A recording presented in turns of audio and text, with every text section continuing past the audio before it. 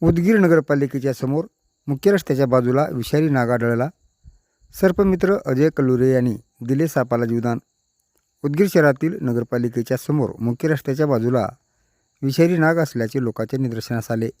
याची माहिती सर्पमित्र आशिष कल्लुरे यांना दिली.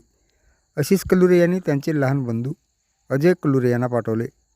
अजय कल्लुरे यांनी त्या ठिकाणी जाऊन कोब्रा जातीच्या नागाला पकडून जीवदान दिले. अजय कल्लुरे यांनी साप पकडतेवेळी सापाला पाहण्यासाठी रस्त्यावर लोकांनी गर्दी केली होती.